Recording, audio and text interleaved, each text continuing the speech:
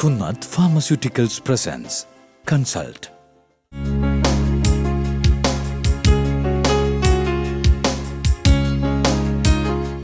നമ്മൾ പ്രമേഹം എന്ന് പറയുമ്പോൾ അത് ടൈപ്പ് 2 പ്രമേഹത്തെക്കുറിച്ചാണ് നമ്മൾ സാധാരണ പറയാറ്.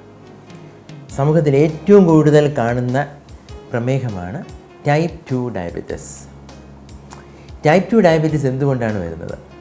ടൈപ്പ് 2 ഡയബറ്റിസ് വരുന്നത് ശരീരത്തിൽ അമിതമായ ഭാരം സംഭവിക്കുമ്പോഴും വയറിൽ കൂടുതലായിട്ട് കൊഴുപ്പ് വന്നടിയുമ്പോഴുമാണ്. ടൈപ്പ് 2 പ്രമേഹ രോഗികൾക്ക് രക്തത്തിലെ പഞ്ചസാര കൂടുതലായിരിക്കും. പക്ഷേ ആ പ്രമേഹത്തിൻ്റെ പ്രത്യേകത അത് പഞ്ചസാരയുടെ മാത്രം രോഗമല്ല. ആ രോഗത്തിനായിട്ട് ചികിത്സിക്കുമ്പോൾ നമ്മൾ കൊളസ്ട്രോൾ ചികിത്സിക്കേണ്ടി വരും, ബ്ലഡ് പ്രഷർ ഉണ്ടെങ്കിൽ ബ്ലഡ് പ്രഷർ ചികിത്സിക്കേണ്ടതായിട്ട് വരും. അത് ഒരു മെറ്റബോളിക് സിൻഡ്രോമാണ്. ടൈപ്പ് 2 ഡയബറ്റിസിനെ ഒട്ടും കുറച്ച് കാണരുത്.